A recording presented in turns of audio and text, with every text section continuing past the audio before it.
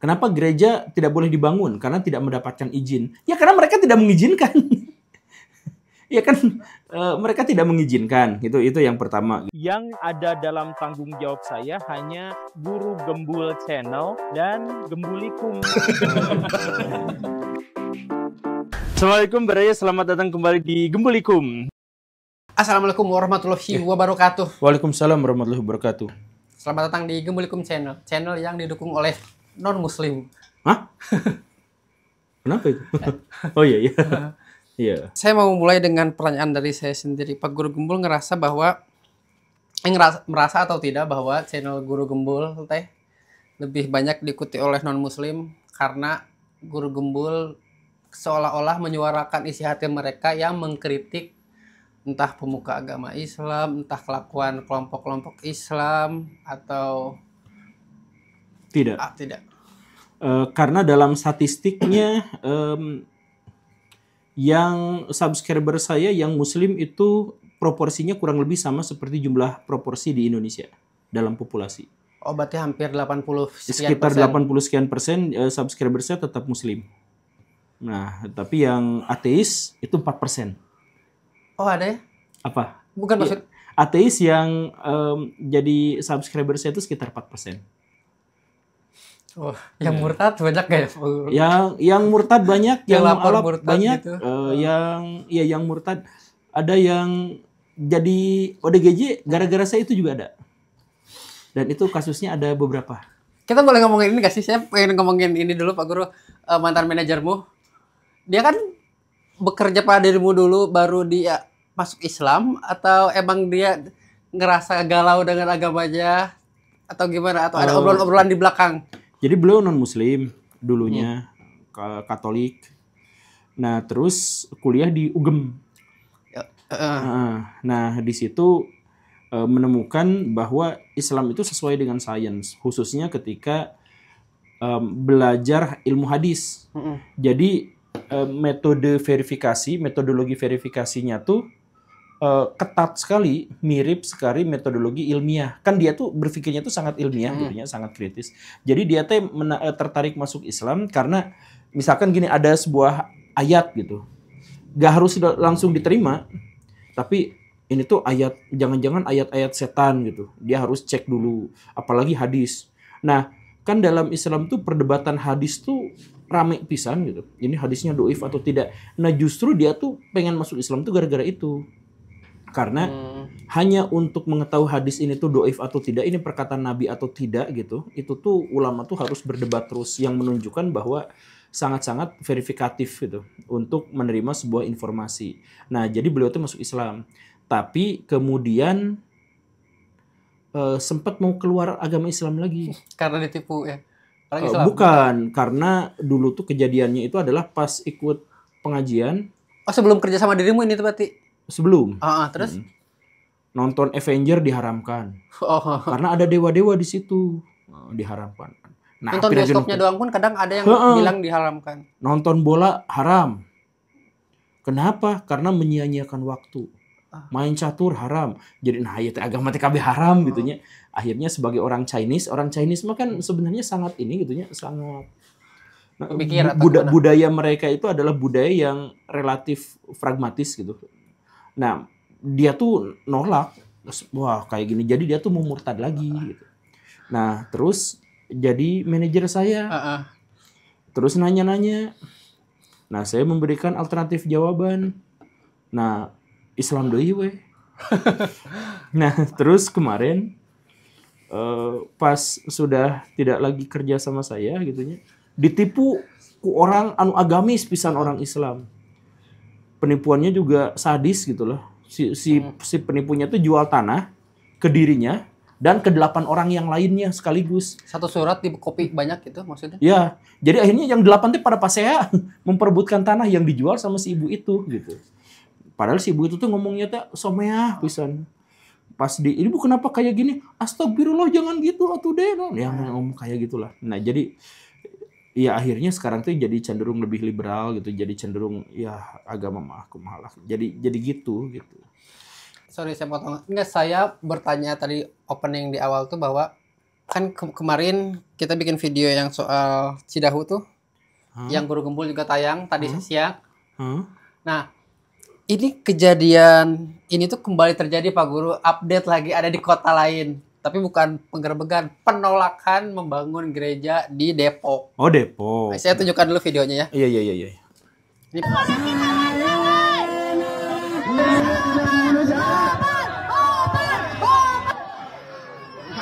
Ini cabut.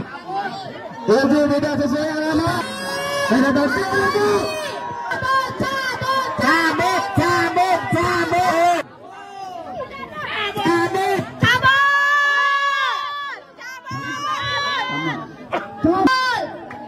Seperti biasa dengan alasan tidak ada izin kata.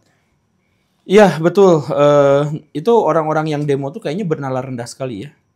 Jadi ya kayak ibu-ibu yang ini gitu ya. Bukan orang-orang yang intelektual. Jadi mereka itu bukan orang yang menghendaki itu, tapi diprovokasi, digerakkan oleh pihak yang lebih kuat dan lebih besar. Gitu. Nah, kalau soal penolakan gereja di Indonesia itu mah sudah wajar. Harusnya nggak usah viral, udah biasa. Karena itu udah tembus 1000. Kasus gereja yang ditolak, tidak diizinkan, atau sudah ada, dibakar, atau dirusak, itu udah tembus 1000 di Indonesia. Ini yang sialnya tuh dia tuh menutupi di beberapa tempat yang toleransinya juga tinggi. Kayak di Papua, kan ada video yang saling membantu. Tapi karena Iya, betul. Nah, kasus yang Depok ini, itu kayaknya memang digerakkan sama pihak yang sama seperti yang di Cidahu. Karena ininya juga sama, modusnya sama. Jadi, kayak yang di Sukabumi, di Cidahu itu, ada yang janggal nggak? Polisi menangkap 7 orang, kemudian 8 orang pelaku pengerusakan. Tapi hanya pelaku pengerusakan hanya bapak-bapak, ibu-ibu yang kayak tadi demo aja. Tapi orang yang memprovokasi mereka untuk melakukan itu tidak pernah dipublikasikan oleh media dan tidak pernah disebut-sebut oleh polisi. Jadi orang kuat. Itu tuh orang kuat. Nah, jadi saya nggak tahu seberapa kuat orang itu, tapi yang jelas dia benar-benar kuat sampai polisi tidak menyebutkan namanya, tidak menangkap orangnya, dan media tidak mempublikasikan siapa sebenarnya dia. Sebab kalau misalkan dia lihat, coba bapak-bapak ibu-ibu itu kosong, bener kan? Kosong. Mereka tuh nggak punya pikiran, nggak punya apa. Mereka hanya diprovokasi bahwa di sini ada biasanya menggerakkan pemurtadan apa segala rupa gitu. Nah, makanya kalau misalkan kasus yang kayak gini, kenapa gereja tidak boleh dibangun? Karena tidak mendapatkan izin. Ya karena mereka tidak mengizinkan. Ya kan mereka tidak mengizinkan. Itu yang pertama gitu. Kemudian akhirnya orang-orang Kristen itu kalau tidak boleh ibadah, ya bayangkan kalau dirimu tidak boleh ibadah gitunya. Ya di rumah gitu. Ya di rumah. Nah, di rumahnya juga digerebek karena rumah bukan tempat ibadah gitu. Jadi maunya apa itu? Orang-orang yang ngegerebek itu, ya sebenarnya mereka nggak punya tujuan. Satu-satunya tujuan itu adalah agar di Indonesia semuanya muslim gitu. Nah, tapi kalau misalkan di Indonesia semuanya muslim itu kan bahaya, sama seperti yang saya sebutkan juga di Guru Gembul. Tapi yang di Pak Guru udah tahu berarti yang di Cidahu tuh dia panggil polisi, dia tetapkan tersangka tapi dilepas pada akhirnya. Ya itu kan memang ada orang kuat di belakangnya. Tapi sebelum itu juga ada ini Pak Guru, ada deklarasi bahwa kami menolak untuk diproses hukum yang apa? Ini videonya nih. Yang Cidahu? Oh gitu. Ada videonya nih. Tidak akan terulang kembali kejadian insiden tersebut. Tiga, meminta jangan sampai lanjut ke proses hukum dan diharapkan diselesaikan dengan cara musyawarah. Apa sih, Pak? 4. Kami siap untuk mengganti kerusakan dan memperbaiki rumah tersebut. 5. Meminta kepada pemilik rumah agar rumah tersebut difungsikan sebagai rumah atau tempat tinggal. Nanti kalau deklarasi itu memang disetujui gitu ya, nanti koruptor melakukan hal yang sama. Kami nolak untuk diproses hukum gitu ya, atau misalkan nanti pencuri, kami menolak diproses hukum. Ya itu kan intoleransi. jelas itu bertentangan dengan pelajaran PMP. Itu saya tidak menjamani, sorry. Oh, tidak menjamani ya. Tapi bapak-bapak itu masih udah berkumis. Jadi ini. Kemudian itu bertentangan dengan amanah undang-undang. Dan di Undang-Undang Indonesia juga dijanjikan, dijamin bahwa setiap warga negara Indonesia bebas untuk memeluk agamanya dan beribadah sesuai dengan kepercayaannya. Dia mengkhianati itu, dia mengkhianati negara dalam hal itu. Kemudian dia melakukan pengerusakan. Kemudian, jadi saya bisa menyebutkan 10 kesalahannya kalau misalkan mau. Kemudian dia juga menghalangi orang-orang Islam untuk menyebarkan ajaran agama Islam. Jadi sekarang orang Islam susah untuk menyebut, wahai orang-orang non-Muslim, masuklah ke dalam Islam karena Islam adalah agama damai. Udah nggak bisa. Udah nggak akan bisa. Karena sama mereka penjahat-penjahat itu mereka melakukannya gitu. Jadi mereka melakukan penistaan terhadap agama dan penistaan terhadap Undang-Undang Dasar Indonesia, dan mereka masih berani ngomong, mendeklarasikan untuk mohon jangan diproses dan lakukan secara musyawarah. Kenapa mereka tidak bermusyawarah sebelumnya? Sebelum menggerebek, datang ke situ, Pak, kita mau musyawarah, kita mau nanya apakah di sini gereja? Ada. Kan mereka tidak. Setelah ini baru mereka menuntut untuk musyawarah mufakat. Dan kalau misalkan kita langsung tanya langsung ke orang yang dalam tanda kutip menggerebek kemarin, Pak Guru, di video KDM ada yang bertanya kenapa kalian sampai bahas yang retret, kenapa sampai ngeganggu di rumah? Karena kami terganggu dari suara dari jam 4 pagi. Ada yang merasa, Bapak merasa keganggu nggak? Kalau saya agak jauh di sana. Agak jauh. Kalau Ya. waktu itu Pak Wedi, Pak Yongki ya, kedengaran suara apa ya Bu? Suara sound system itu waktu subuh itu kan, jam 4 itu ke Pak Wedi itu. Tapi udah konfirmasi secara baik-baik. Gitu. Jadi waktu itu ya ada yang merasa terganggu. Ya kan? Apa sih jam 4 subuh sound system apa? Kurang tahu sih itu Pak. Waktu Apa tuh Pak? Rebana-rebana begitu. Oh iya, nyanyi-nyanyi gerincing. Oh, nyanyi-nyanyi di sini jam 4. Oh, doa subuh. Tapi kalau naruh mobilnya itu kan banyak. Kemarin itu sampai 17 mobil ya. Ini juga mobilnya karena enggak masalah. Kan saya harus menggali apa yang sebenarnya terjadi, objektif, ya kan? Nah, itu orang-orang Kristen dari jam 3 pagi dihudangkeun kudu selawatan. Waduh. Ya, jadi udahlah itu kosong. Si bapak-bapak itu, si pelaku-pelaku itu kosong. Coba kalau misalkan ditanya mereka misalkan gitunya, sebutkan jumlah ayat dalam surat Al-Baqarah, mereka juga nggak hafal, sok. Kosong mereka tuh. Mereka tuh korban diprovokasi. Tapi kalau yang di Depok agak mending lah Pak Guru, karena lurahnya nyuruh bubar kalian daripada ditangkap.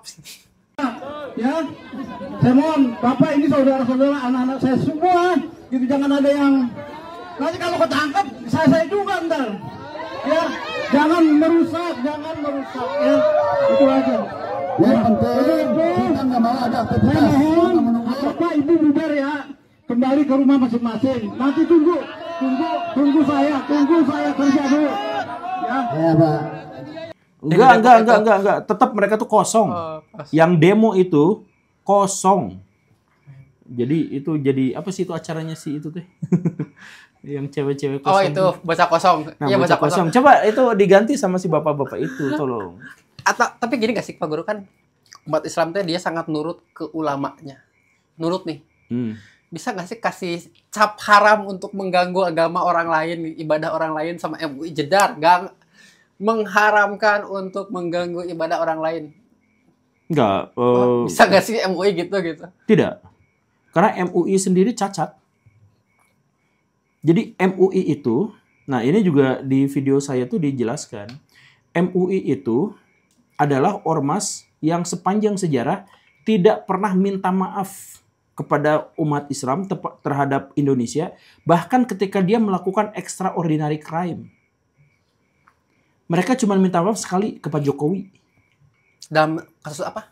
Pak Jokowi minta maaf ke MUI, mereka balik ke saya juga minta maaf. Kayak gitu. Itu bahkan presiden pun harus minta maaf duluan, baru mereka balik minta maaf. Dulu kasus nggak tahu kasusnya, saya juga nggak tahu kasusnya yang semacam apa. Tapi itu cuman basa-basi aja gitu. Cuman intinya gini. Tahun 2021 mereka pernah anggotanya itu jadi teroris. Ketangkep. sama Densus. Mereka tidak minta maaf. MUI mengeluarkan 8 pernyataan, gak ada satupun yang minta maaf. Cuman pernyataannya itu adalah mohon masyarakat agar tidak terprovokasi ngejelek-jelekin MUI. Kemudian mohon agar ini jangan dikaitkan dengan MUI karena apa yang dia lakukan walaupun dia anggota MUI Pribadi. tapi itu adalah pribadi. Nah, kayak gitu. Jadi mereka pas Covid mereka melakukan kesalahan, bikin masyarakat jadi bingung gitu soal mana yang haram, mana yang halal gitu, vaksin itu. Kemudian mereka pernah korupsi, anggotanya Pak Darmansyah itu pernah korupsi ratusan miliar. Nah, jadi mereka tuh melakukan berbagai extraordinary crime tapi gak pernah minta maaf. Jadi sebesar apa harapan kita kepada pihak-pihak yang demikian sombong sampai tidak mau minta maaf. Tapi walaupun mereka tidak mau minta maaf, mereka adalah salah satu ormas yang paling sering. Bahkan mereka itu adalah ormas paling sering di Indonesia yang menuntut pihak lain minta maaf. Artis disuruh minta maaf. Ini disuruh minta maaf semuanya. Tapi mereka sendiri tuh nggak pernah minta maaf. Nah, jadi kalau mereka kemudian diserahi tugas sama seperti dulu, mencap ini halal, ini haram, dan sebagainya, itu sangat menyalahi syariah. Karena syariah itu harus dipegang sama orang-orang yang amanah dan orang-orang yang sadar diri, orang-orang yang bertakwa. Dan mustahil ada ketakwaan pada kelompok orang yang melakukan kesalahan tapi mereka tidak pernah mau minta maaf. Jadi MUI, kalau mungkin silahkan tanggapi pernyataan saya. Nah, di konteks bahasan seperti ini yang banyak nempelin guru gembul dengan Abu Janda teh. Karena kasus-kasus seperti ini adalah kasus-kasus yang ngebuat Abu Janda tuh naik ke permukaan dengan komentar-komentar bahwa musola yang ini yang paling bagus ini dibangun oleh pengusaha non-muslim dan lain-lain lah. Di konteks-konteks seperti ini, guru gembul suka tempelin CS sama Abu Janda. Enggak. Apa perbedaan guru gembul dengan Abu Janda dalam hal ini? Abu Janda. Iya. Apa? Abu Janda tuh memihak. Abu Janda tuh pernah minta maaf ke MUI, ke NU.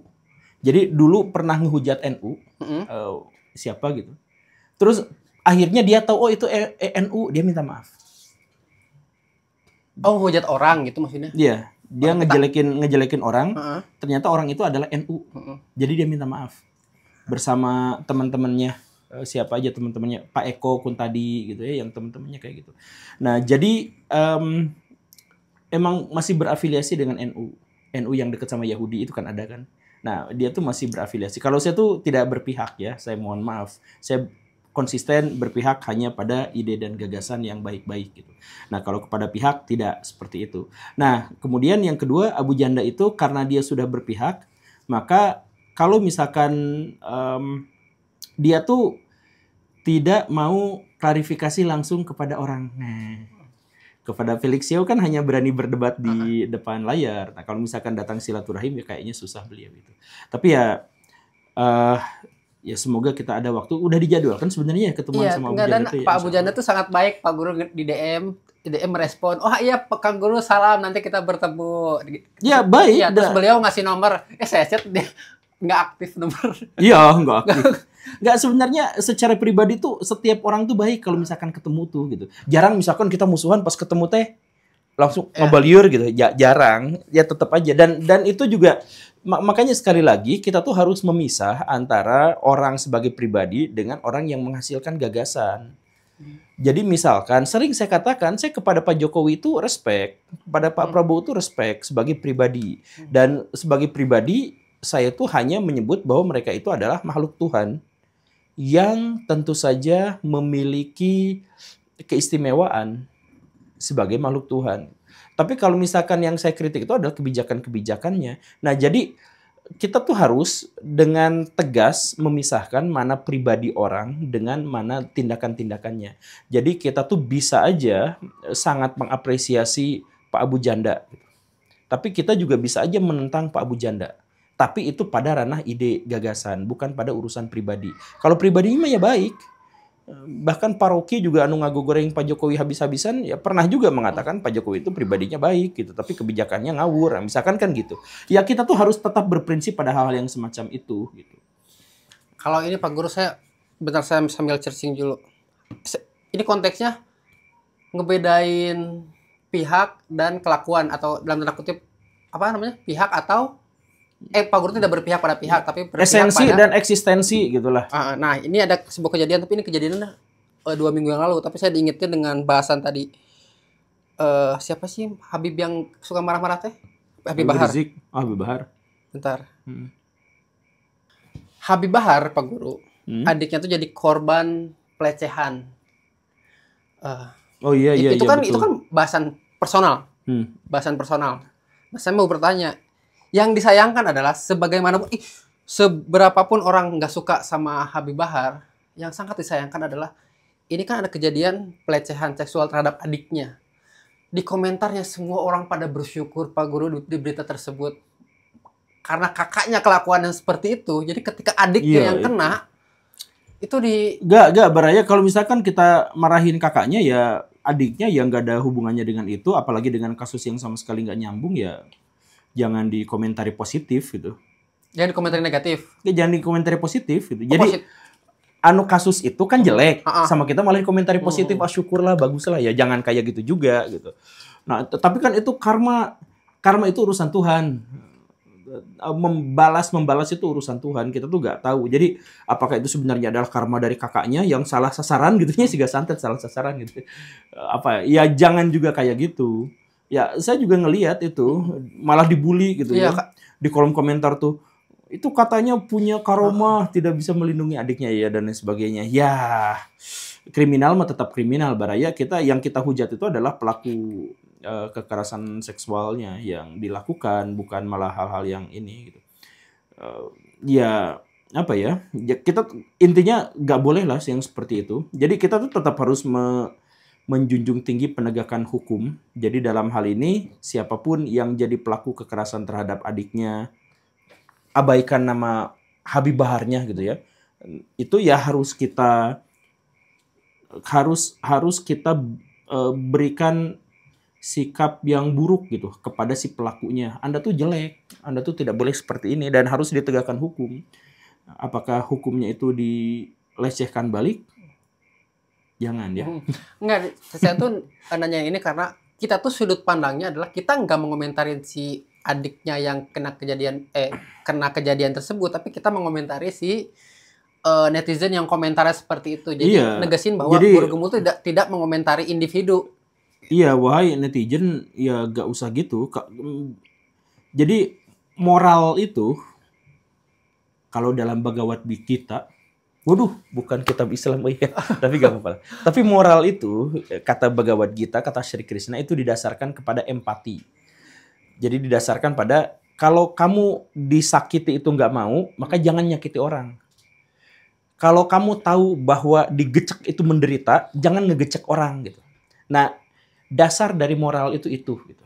Jadi kalau misalkan Baraya tidak mau dilecehkan, misalkan nanti satu kali Baraya lagi jalan-jalan kemudian dilecehkan sama homo misalkan. Misalkan. Ya kan Baraya nggak mau. Nah kalau begitu maka terhadap orang lain pun Baraya jangan melakukannya atau jangan mendukung orang lain melakukan itu kepada pihak lain gitu. Jadi empati, rasakan penderitaan orang lain. Walaupun kata Pain Akatsuki, nah ini sekarang kitabnya beda lagi ya. Beda lagi, kata Pain Akatsuki, kita tuh tidak bisa berempati kecuali benar-benar merasakan penderitaan yang sama seperti itu. Makanya dia langsung harus. Shinra Tensei. Oke, mungkin untuk hari ini segitu aja Pak Guru. Ya. Sampai jumpa besok. Assalamualaikum warahmatullahi wabarakatuh. Waalaikumsalam warahmatullahi wabarakatuh.